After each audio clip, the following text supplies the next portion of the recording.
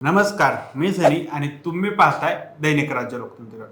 काश्मीरमधील पहलगाम येथे पर्यटकांवर झालेल्या दहशतवादी हल्ल्यानंतर भारत कोणत्या प्रकारचे प्रत्युत्तर देतोय या बाबतीतची उत्सुकता केवळ परकीय देशांनाच नाही तर देशातील कोट्यवधी नागरिकांनाही झाली आहे. एकीकडे परकीय देश आणि भारताचे मित्र भारताला संयमाची भूमिका घेण्याचे आवाहन करत असताना सर्वसामान्य भारतीय नागरिकाला मात्र यावेळी भारताने ठोस भूमिका घेऊन पाकिस्तानला कायमचा धडा शिकवावा असंच वाटत आहे. या सर्वसामान्य नागरिकांच्या मनात पाकिस्तानला धडा शिकवण्याबाबत ज्या अपेक्षा आहेत त्याचं ओझं पंतप्रधान नरेंद्र मोदी यांच्या नेतृत्वाखालील केंद्र सरकारवर दिवसागणिक वाढत चाललं आहे. यापूर्वी भारताने केलेल्या कारवाईबाबत जोरदार चर्चा झाली असल्याने आता केवळ भारत कोणत्या प्रकारची कारवाई करतो याबाबतची उत्सुकता असल्यानेच अपेक्षांचे हे ओझं वाढत चाललं आहे.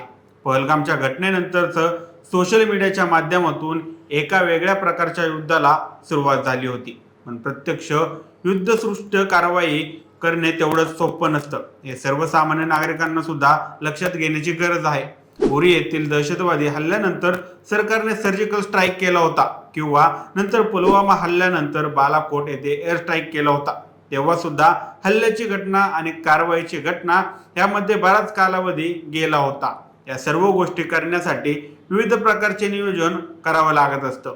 गेल्या दिवसांच्या कालावधीमध्ये भारताने विविध प्रकारचे पाकिस्तानच्या नाड्या आवळण्याचं काम सुरू केलं आहे. आता भारताने पाकिस्तान सोबतचा पूर्व व्यापार बंद केला आहे. पहलगाम हल्ल्याच्या प्रत्युत्तर म्हणून भारत सरकार काही करत नाही असं नाही. या उलट पाकिस्तानच्या आर्थिक नाड्या आवळून कोंडी करण्याचं काम जास्त महत्वाचं ठरणार आहे. कारण भारत आणि पाकिस्तान यांच्यातील व्यापाराचा विचार केला तर भारत पाकिस्तान मधून खूपच कमी गोष्ट आयात करतो, पण पाकिस्तानला मात्र दैनंदिन जीवनातील अनेक गोष्टींसाठी भारतातून येणाऱ्या वस्तूंवर आणि सेवेवर अवलंबून राहावं लागतं. साहजिकच लवकरच होणाऱ्या एखाद्या अपेक्षित कारवाईपूर्वी वातावरण निर्मितीसाठी या सर्व गोष्टी केल्या जात आहेत हे उघड आहे. आता सर्वात महत्वाची गोष्ट म्हणजे पहलगाम हल्ल्यानंतर गेल्या दिवसांच्या कालावधीमध्ये पाकिस्तानच्या प्रत्यक्ष नियंत्रण रेषेवरील कार्यवाही वाढत चालल्या आहेत. दररोज गोळीबाराच्या घटना घडत आहेत. भारततर्फे त्यांना प्रत्युत्तर दिलं जात असेल तरी पाकिस्तानची मयुरी काही कमी होत नाही हेच त्याच्यावरून समोर येत आहे. या वेळ जरी आली असली तरी सर्व बाबी विचारात घेऊनच सर्व पार्श्वभूमीवर पाकिस्तानला शेवटचा धडा शिकवायचा हा निर्णय घ्यावा लागणार आहे. एकीकडे जगातील मुस्लिम देशांपैकी 25 देशांनी पाकिस्तानला पाठिंबा दिला असला तरी तुर्कस्तान वगळता इतर देश तसेच किरकोळ आहेत. दुसरीकडे UAE आणि सौदी अरेबिया या प्रमुख मुस्लिम देशांनी मात्र भारताला पाठिंबा दिला आहे.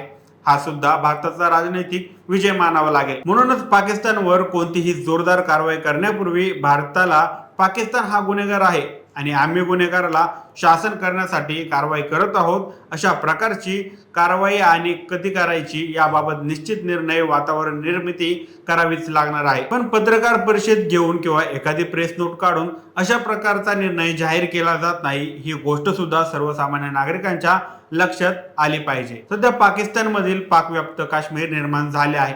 त्याचा फायदाही करून घेण्याचं काम भारताला सरकारला करावं लागणार आहे. देशातील सर्वसामान्य नागरिकांच्या अपेक्षांचं ओझं जरी सरकारवर असलं तरी त्याच्याकडे काही प्रमाणात दुर्लक्ष पाकिस्तानला एकदाच आणि शेवटचा धडा शिकवायचं करून सरकारला निर्णय घ्यावा लागणार आहे. गेल्या अनेक वर्षांच्या कालावधीमध्ये भारतामध्ये ज्या दहशतवादी संघटना घडल्या, IS ही गुप्तचर संस्था आणि पाकिस्तानमध्ये दडून त्या सर्व घटनांमध्ये पाकिस्तान हा देश, पाकिस्तानची बसलेल्या दहशतवादी संघटनेचे नेते हे सर्व जबाबदार असल्याचं आतापर्यंत अनेक वेळा सिद्ध झालं. त्यामुळे पुन्हा पुन्हा अशा प्रकारच्या घटना घडू नयेत यासाठी पाकिस्तानला एकदाच धडा शिकवावा लागणार आहे. बाकी या माहितीबद्दल तुमची मते काय आहेत आम्हाला कमेंट करून नक्की कळवा आणि जर दैनिक राज्य लोकतंत्र चॅनलवर नवीन असाल तर चॅनलला नक्की सबस्क्राईब करा. धन्यवाद.